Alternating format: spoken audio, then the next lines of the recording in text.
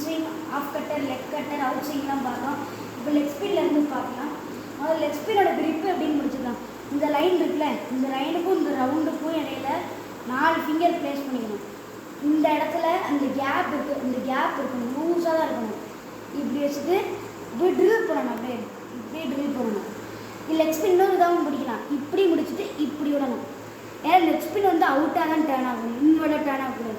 அப்படி இன்வெர்டாக டேர்ன் ஆச்சுன்னா அது கூகுளின்பாங்க. போட்டு காட்டுறேன். அப்படியே அவுட் சைடாக டேர்ன் ஆகும். இன்னொரு போட்டு காட்டுறேன்.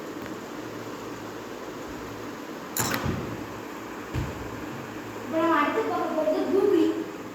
இதே இதில் இன்வெர்டான ஆஃப் ஸ்பின் மாதிரி இன்வெர்டாக டேர்ன் ஆச்சுன்னா கூகுளிக்கும் அதே கிரிப்பு தான். இப்படி பிடிச்சிட்டு இது இப்படி ட்ரில் பண்ணோம்.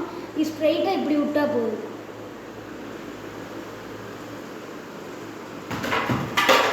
ஸ்டெம்பு விழுந்துச்சு பாருங்க. இந்த கூகுளி பார்த்துட்டா பேட்ஸ்மேன் கன்ஃபியூஸ் ஆக வாய்ப்பு இருக்குது. ஸோ கூகுளி என்ன யூஸ் பண்ணுங்க பவுலிங் போடுங்க. அடுத்து நம்ம பார்க்க போகிறது வந்து ஃப்ளிப்பர். ஃப்ளிப்பருக்கு வந்து கிரிப்பு இப்படி பிடிப்பாங்க. கிரிப்பு இப்படியே முடிக்கலாம், அடுத்து இப்படியே முடிக்கலாம். ஏன்னா ரிவர்ஸில் டேர்ன் ஆகும். இப்படி எப்போயுமே பால் இப்படி தான் டேர்ன் ஆகும், இதில் இப்படி டேர்ன் ஆகும். ஸோ இது வந்து எப்படி போடணும் நான் பண்ணுறேன். கொஞ்சம் டஃப்பாக இருக்கும். இப்படி வந்து இப்படி ஸ்விங் பண்ணணும்.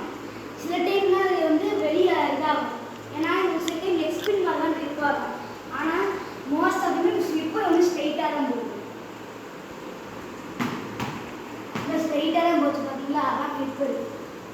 இப்படி பிடிச்சிட்டு இப்படி விடணும். ஸ்ட்ரைட்டாக தான் போகும், அவ்வளோவா டேர்ன் ஆகாது. அடுத்து நம்ம பார்க்க போகிறது தூசரா பால். தூசரா வந்து கூட பேன் பண்ணாங்க. ஏன்னா இது ரொம்ப இதாகுது, பேட்ஸ்மேனுக்கு இன்ஜுரி ஆகுதுன்னு. ஆனால் உங்களுக்கு சொல்கிறேன் எப்படி போடணுங்கிறது. இதுதான் தூசரா. இப்படி பிடிச்சிட்டு இது இங்கே கேப்பே இருக்கக்கூடாது. பிடிச்சிட்டு இப்படி டேர்ன் பண்ணி இப்படி விடணும். இல்லைன்னா இப்படியும் விடலாம். தூசரா எப்படியும் தூசரா விடணும். அடுத்து நம்ம பார்க்குறது கரெக்டாக அந்த மிடில் சேமில் தெரியுமா, அதான் தூசரா.